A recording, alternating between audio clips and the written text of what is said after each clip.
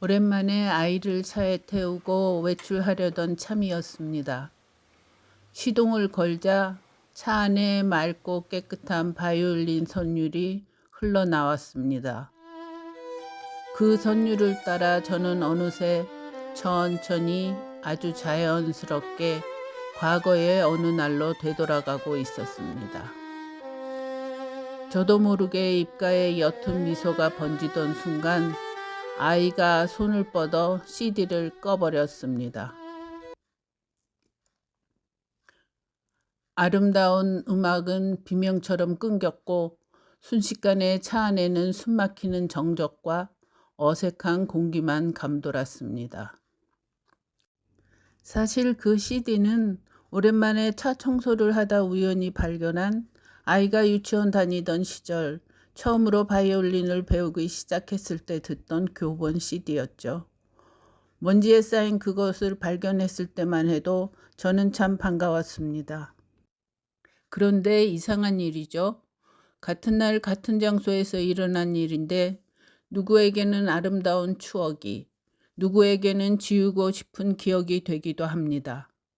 도대체 우리에겐 무슨 일이 있었던 걸까요? 아이는 음표 읽는 걸 유독 힘들어 했습니다. 오손지 위에 검은 콩나물들이 아이 눈에는 그저 복잡하고 지루한 암호처럼 보였던 것 같습니다. 대신 아이에게는 재능이 있었습니다. 선생님의 연주나 CD 소리를 몇 번 들으면 그걸 그대로 외워버렸거든요. 악보를 보지 않아도 귀로 들은 소리를 마법처럼 재현해내는 아이. 말하자면 귀로 음악을 배우는 아이였습니다. 하지만 저는 달랐습니다. 무조건 정석대로 배워야 한다고 믿었죠.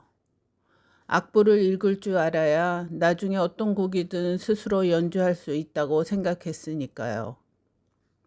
그 믿음은 점점 고집이 되었고 그 고집은 결국 갈등으로 이어졌습니다.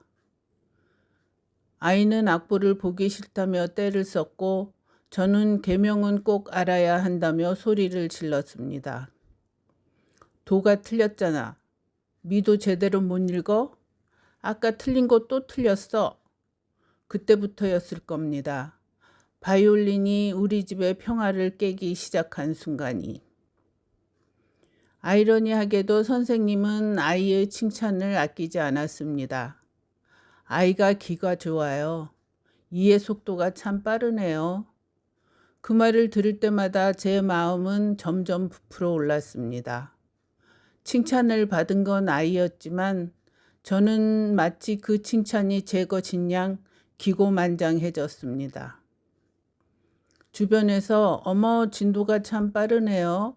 선생님이 칭찬 많이 하시죠? 라고 물어올 때마다 겉으로는 웃으며 선생님이 좋게 봐주셔서 그렇죠 뭐 라며 겸손을 떨었지만 속으로는 우쭐거리고 있었습니다. 그 달콤한 감정은 저를 바꾸기 시작했습니다. 이 아이는 더 잘할 수 있어. 이 정도에서 멈추면 안 돼. 저는 아이에게 점점 더 많은 걸 요구했습니다. 오늘 연습 다 안 하면 간식 없어. 여기서는 바이브레이션을 넣어야지. 이것도 제대로 못해?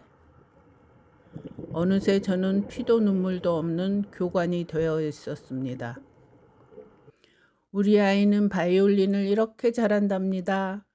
를 보여주고 싶어서 안달이 난 저는 아이를 끝까지 낭떠러지로 몰아붙였습니다. 제가 기고만장해질수록 아이는 조금씩 말라가고 있었습니다. 아이는 점점 말이 없어졌습니다. 연습 시간은 길어졌고 웃는 시간은 짧아졌습니다. 그걸 보면서도 저는 그저 지나가는 과정이라고만 생각했습니다. 4년을 버텼던 아이는 결국 뿌리채 뽑혀나가듯 무너져 버렸습니다. 저는 아이가 바람에 흔들리다 다시 일어나는 갈대인 줄 알았습니다. 하지만 아이는 제자리에서 버티고 자라던 나무였습니다.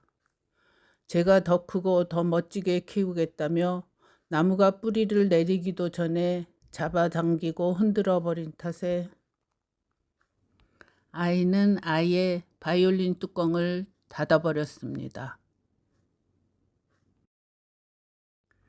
선생님은 너무 아쉬워했습니다. 재능이 아깝다며 힘들다면 잠깐 쉬어도 좋으니 그만두지는 말자고 저를 설득하기도 했죠. 하지만 아이는 단호했습니다. 그제서야 저는 내가 너무 작으셨나? 너무 소리를 질렀나? 하는 후회가 가슴을 찔렀지만 이미 늦었습니다. 아이는 다시는 바이올린을 잡지 않았습니다. 저는 그 차가운 정적 속에서 깨달았습니다. 같은 날 같은 장소에서 일어난 일이 누구에게는 아름다운 추억이 되지만 누군가에게는 다시는 꺼내고 싶지 않은 기억이 된다는 것을요. 조금만 더 일찍 알았더라면, 조금만 더 천천히 기다려줬더라면, 조금만 덜 욕심을 냈더라면, 그 단순하고 엄중한 진리를 제가 진작 알았더라면, 그랬다면 저는 아이를 온전히 지켜주는 진짜 엄마가 될 수 있었을까요? 자동차 시트 밑에서 찾아낸 CD 한 장이 저에게 아픈 가르침을 남기고 갑니다. 이야기 들어주셔서 감사합니다.